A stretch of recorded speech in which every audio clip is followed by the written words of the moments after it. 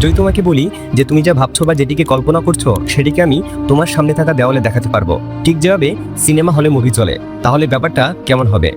না, আমি মজা করছি না। 1893 সালে ঠিক এমনটাই ঘটেছিল। একটা ইন্টারভিউতে নিকোলা টেসলা বলেছিলেন, আমি আপনাদের ব্রেনকে পড়তে জানি। আপনারা এখন ঠিক যা যা ভাবছেন সেই সমস্ত কিছু আমি আপনাদের সামনে থাকা এই দেয়ালটিতে উপস্থাপন করতে পারবো। ভাবতে একটু অবিশ্বাস্য মনে হলো, নিকোলা টেসলার কাছে এই ধরনের ডিভাইস তৈরি একটি পূর্ণাঙ্গ থিওরি ছিল। শুধু এটুকুই না, টেসলার কাছে এমন একটি ডিভাইস ছিল যে ডিভাইস এত বেশি শক্তি উৎপাদন করতে পারত যে কোনো ব্রিজ কিংবা বিল্ডিং খুব সহজেই ধসে পড়ে যেত। তার সেই ডিভাইসটি যখন তিনি পরীক্ষা করতে গিয়েছিলেন তখন তার ল্যাব এবং আশেপাশে থাকা বিল্ডিংগুলো সজোরে কাঁপতে শুরু করে, যার ফলে টেসলা অনেক বেশি ভয় পেয়ে যায় এবং তার সেই ডিভাইসটি হাতুড়ি দিয়ে ভেঙে ফেলতে বাধ্য হয়। তাছাড়া তিনি এমন আরেকটি ডিভাইস তৈরি করেছিলেন যার মাধ্যমে সমুদ্রে অনেক বড় বড় ঢেউ সৃষ্টি করা যেত। হয়তো শুনতে একটু অবিশ্বাস্য মনে হচ্ছে, কিন্তু যে মানুষটা দিনের 24 ঘন্টার মধ্যে 20 ঘন্টাই এগুলো নিয়ে ব্যস্ত থাকতেন তার কাছে এগুলো মোটেও অসম্ভব না। টেসলা এমন একজন মানুষ যে কিনা টাইম মেশিনের মতো অসম্ভব জিনিস আবিষ্কারের জন্য দিনরাত পরিশ্রম করে গেছেন। হয়তো টাইম মেশিন আবিষ্কার করতে পারেননি ঠিকই, কিন্তু তার চিন্তাভাবনার চেষ্টা ছিল এক অন্য লেভেলের। এমনও গুঞ্জন রয়েছে যে টেসলার সাথে নাকি এলিয়েনদের যোগাযোগ হয়েছিল। তবে তার এত সব আবিষ্কারের পরেও জীবনের প্রায় শেষ মুহূর্তে এই মাস্টারমাইন্ডকে খুব কষ্টে থাকতে হয়েছিল, যে বিজ্ঞানীকে তৎকালীন পৃথিবী প্রাপ্য মর্যাদাটুকু দিতে পারেনি। Nikola Tesla, the greatest inventor of the age.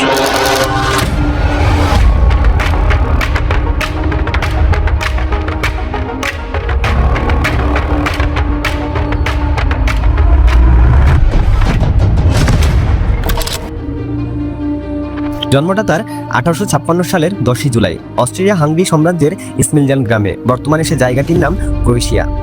তার জন্মের পরপরই একজন মহিলা টেসলাকে দেখে বলে উঠলেন, এই ছেলে হবে অন্ধকারের প্রতীক। সেই সময় ওই মহিলার এমন কথা শুনে আশেপাশে থাকা সমস্ত মানুষের মনে ছোট্ট শিশু টেসলাকে নিয়ে ভুল ধারণার সৃষ্টি হতে থাকে। তবে তার মা সাথে সাথেই বলে উঠলেন, আমার ছেলে হবে আলোর প্রতীক, পৃথিবীর সমস্ত অন্ধকার দূর করবে আমার ছেলে। তবে কেই বা জানতো, মায়ের ওই কথাটি বোধহয় টেসলা সে সময় তার ব্রেনে সেট করে নিয়েছিল। তাই তো সেই ছেলেটি বড় হয়ে তার প্রযুক্তি আর আবিষ্কারের মাধ্যমে পৃথিবীর সমস্ত অন্ধকার দূর করার ব্যবস্থা করেছেন। যার উদ্ভাবিত বৈদ্যুতিক প্রযুক্তি গোটা বিশ্বকে আলোকিত করতে সক্ষম হয়েছে। যার উদ্ভাবিত থিওরিগুলো বর্তমান দুনিয়ার প্রায় 80% টেকনোলজিতে ব্যবহার করা হয়। টেসলার বাবা ছিলেন সাধারণ এক ধর্মপ্রচারক এবং মা ছিলেন একজন গৃহিণী, যিনি বিভিন্ন ধরনের গৃহস্থালী যন্ত্রপাতি তৈরিতে দক্ষ ছিলেন। ছোটবেলা থেকেই টেসলা ছিলেন অসম্ভব কৌতূহলী।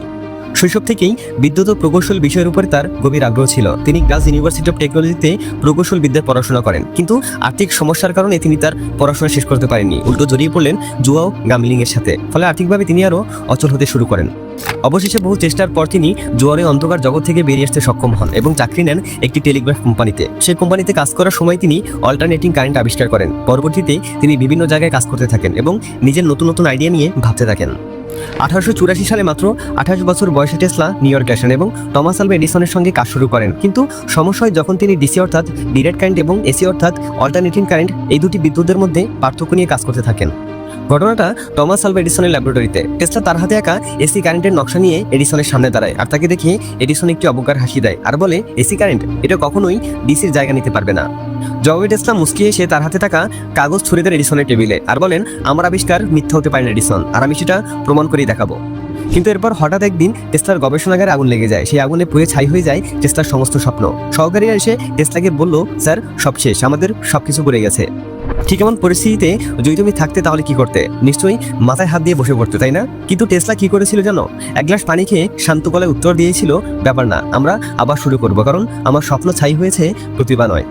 টমাস আলভা এডিসন ডিসি কারেন্টের পক্ষে ছিলেন, কিন্তু টেসলা বিশ্বাস করতেন যে এসি কারেন্টটাই ভবিষ্যতের জন্য সবচেয়ে কার্যকর হবে। টেসলার এসি কারেন্ট প্রযুক্তি বেশি কার্যকর প্রমাণিত হলে এডিসন তার বিরুদ্ধে অপপ্রচার শুরু করেন। ফলে সেই সময় টেসলাকে কেউ তার অল্টারনেটিং কারেন্ট প্রযুক্তির জন্য ফান্ড দিতে রাজি হয়নি।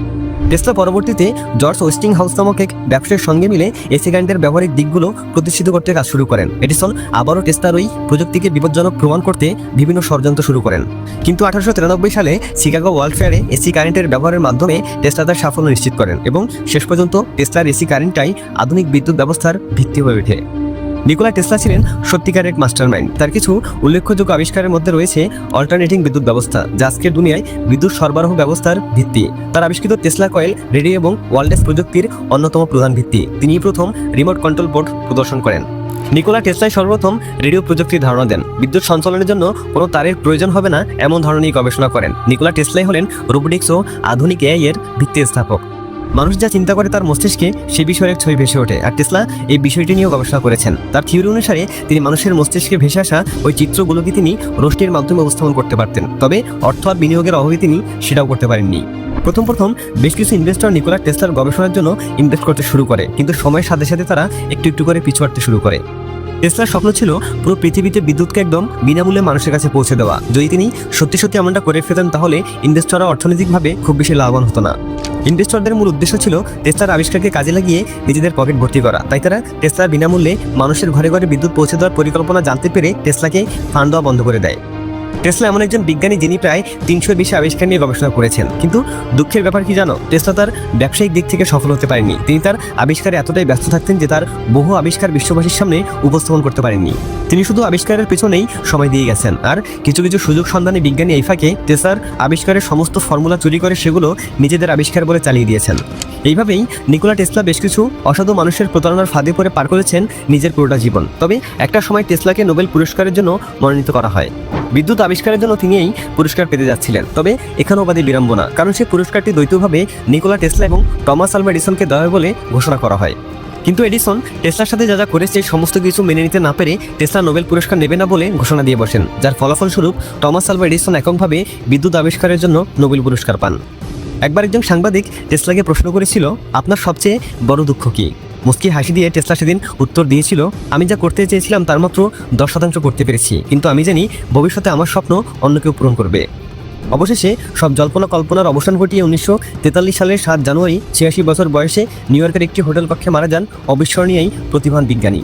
আজ নিকোলা টেসলা শুধু বিজ্ঞান ও প্রযুক্তির ইতিহাসে নয়, অনুপ্রেরণার প্রতীক হিসেবে বিবেচিত হন। তার নামেই টেসলা ইনক কোম্পানি প্রতিষ্ঠিত হয়েছে, যা বৈদ্যুতিক গাড়ি ও নবায়নযোগ্য জ্বালানির ক্ষেত্রে বিপ্লব ঘটিয়েছে। টেসলার জীবন আমাদের শেখায় সত্যিকারের প্রতিভাবানরা সবসময় তাদের যোগ্য মর্যাদা পায় না, কিন্তু ইতিহাস তাদের কখনোই ভুলে না। শেষ করছি টেসলার একটি বিখ্যাত উক্তি দিয়ে, যদি তুমি মহাবিশ্বের সমস্ত গোপন রহস্য সম্পর্কে জানতে চাও তাহলে শক্তি, কম্পন ও তরঙ্গ নিয়ে ভাবতে শুরু করো। ভালো লাগলে ভিডিওতে একটি লাইক করতে পারো। দেখা হচ্ছে পরবর্তী ভিডিওতে।